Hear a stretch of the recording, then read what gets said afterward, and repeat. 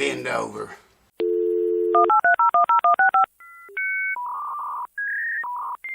Alright, welcome back folks. What do we got on the chopping block today? Well, we got this beautiful old Fender Twin Reverb amp. These things are hard to beat, man. I'm telling you, a lot of the music that you guys have listened to in the past 40 years were being played through this amp. Well, not this amp, but one of these amps like this. They make all kinds of different ones and still call it Fender Twin Reverb. Silver face, black face. This happens to be the AB 763 model. It's got the silver face. These amps were produced along the years 1964 to 1967. This particular amp I'm talking about, with the AB 763 circuit in it. It's got four 6L6 quads in it. That's what these tubes are. These are made by Ruby. Ruby actually is not a tube making company. They're a tube relabeler, and they test tubes and match tubes like this and stick their name on it, I guess, but they don't actually make tubes themselves. They just what I said. Anyways, I got the amp up here. It's really heavy. I had to have my son help me lift it up here, and so I can't show you the front of it, but here's a picture of what the front of it looks like.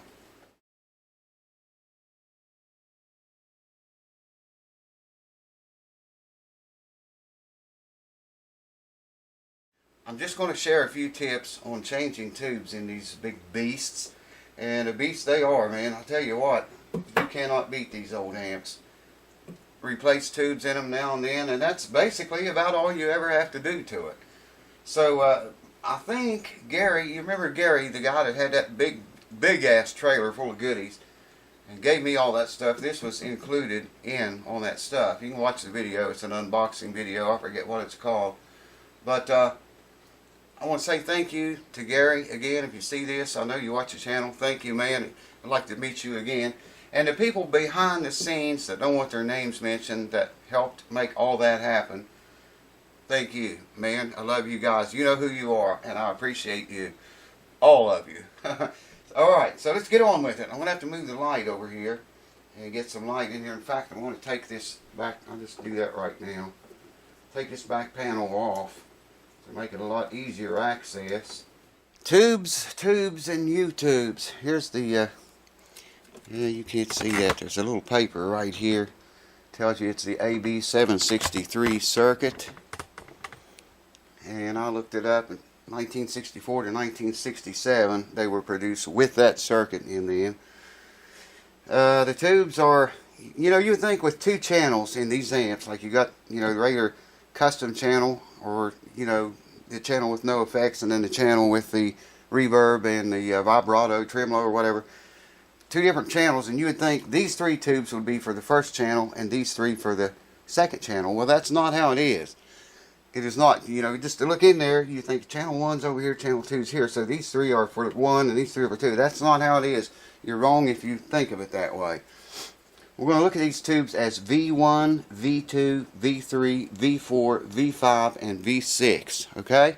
Now, V1 is the preamp tube for the first channel. Okay? V2 is the preamp tube for the second channel. Alright. V3 is just a reverb driver. V4 is for second gain, stage, and reverb return.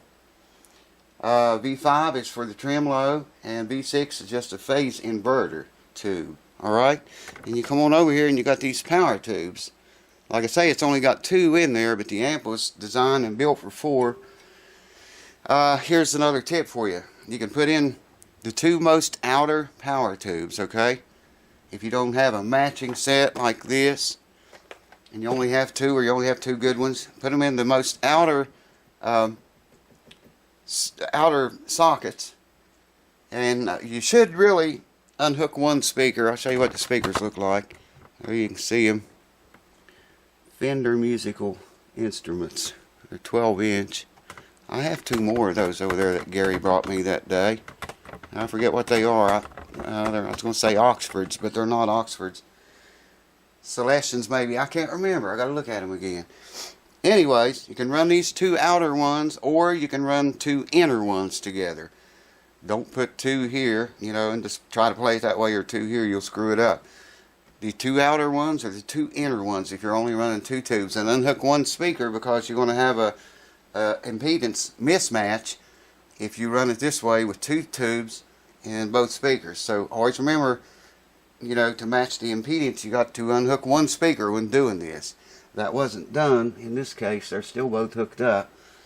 So anyways, that's another tip for you there. What we're going to do is pull these two tubes out and put the replacement tubes, brand new quad matched tubes in it. Here's what I was talking about. I wear the latex glove, or a really heavy glove. The latex glove just to keep from getting skin oil and whatever on the amp, on the tube, on the glass, because like I say, they do get very, very hot.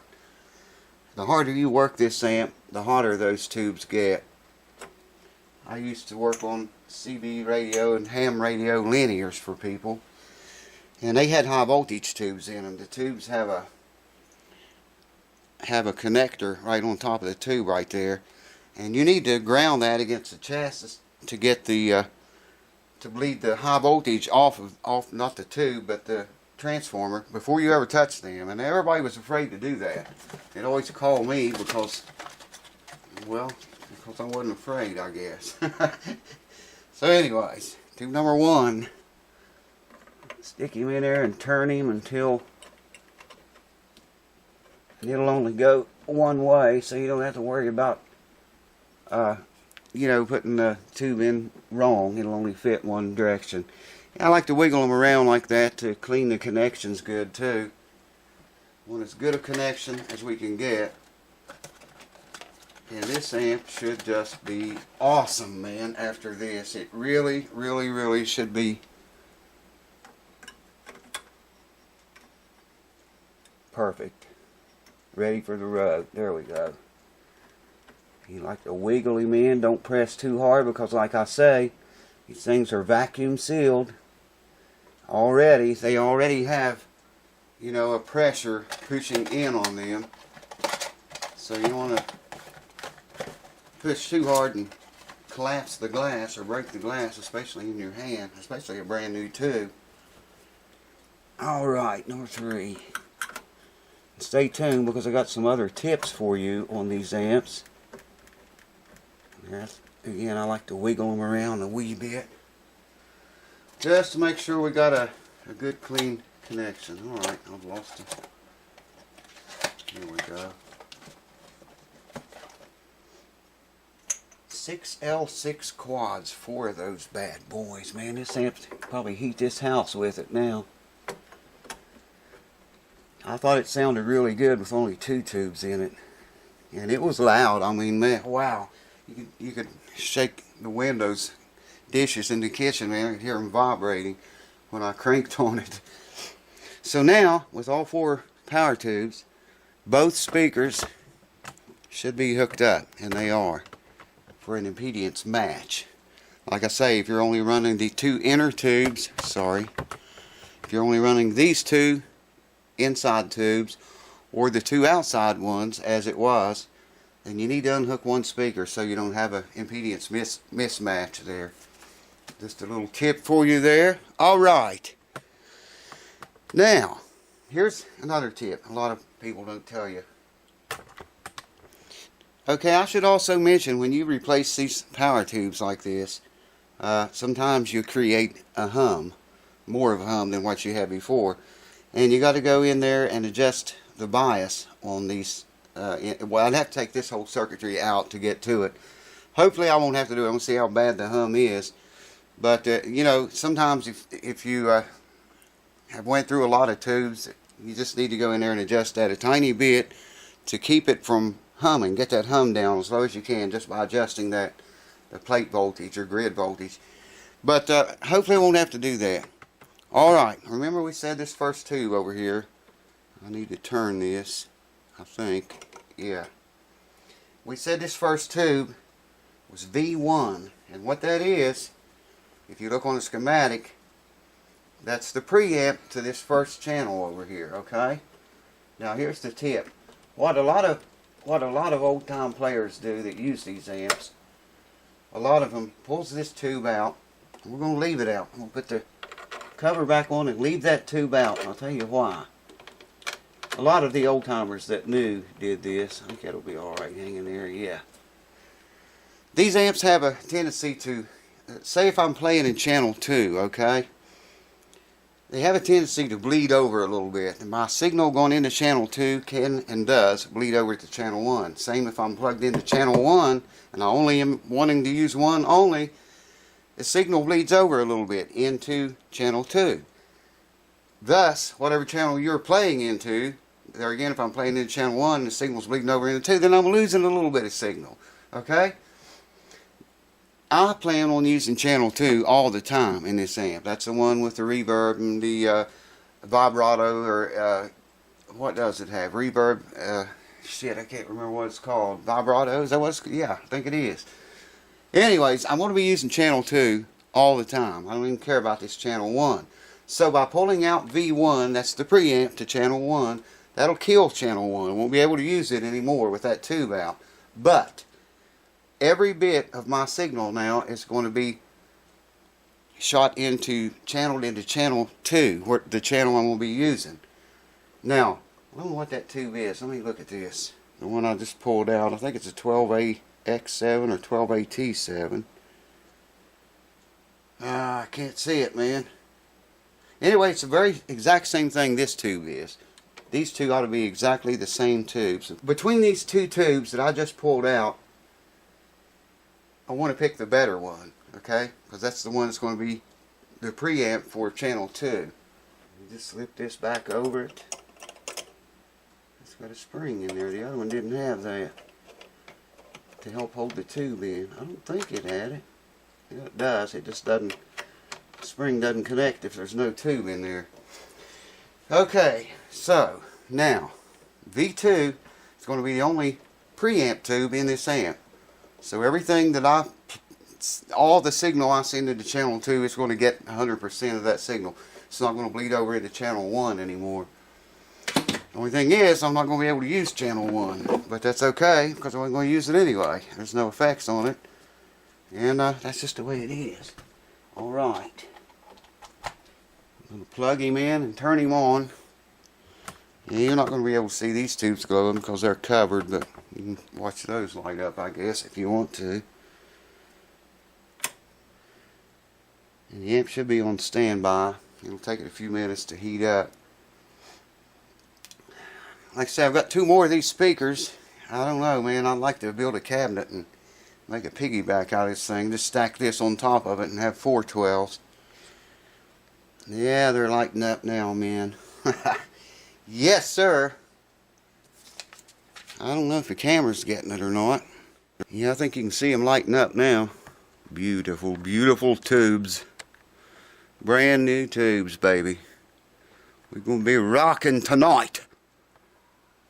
Yes, sir. Hold on. Alright. Now, the hum I was talking about, if I flip this, it should be warm enough now. Flip the standby off, you're going to hear, you know, some power hum. A lot of that depends on where the volume is set too, but let's see how bad it is. I don't know if you're hearing that, if the camera's getting that or not. It's not very bad at all, man. I don't like to leave that on very long with no signal coming into it. It wouldn't hurt anything, but so that's all the hum we got. Listen. That's it. That's not very bad. That's nothing, man. If I did have a very bad hum, go ahead and shut him off. If it was very bad, like I say, I'd have to take the circuitry out and find the adjustment and adjust the bias on those tubes and get the hum down a little lower that way, but it ain't even anything to worry about at all. So I'm going to unhook it before I stick my fingers back in there again. All I got to do now is put this piece back on without getting burned. Those tubes get really hot. Well, they're not that hot right now because that's not a lot of power going to them. So hold on, I'm going to put the thing back on here and we'll see what it sounds like.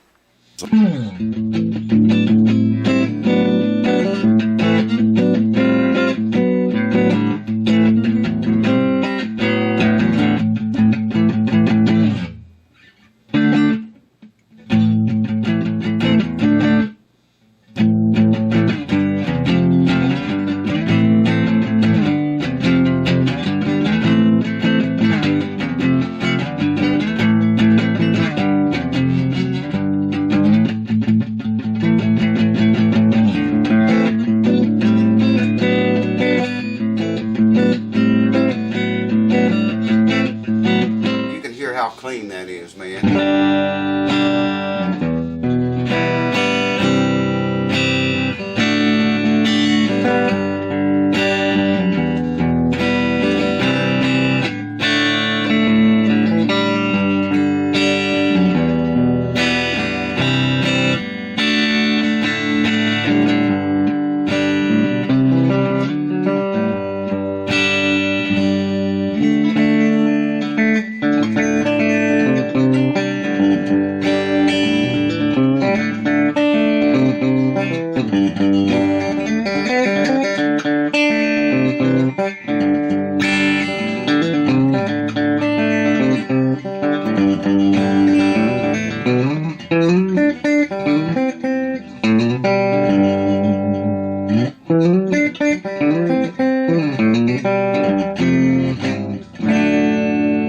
I don't know if the camera's picking up that hum or not. Can you hear that hum?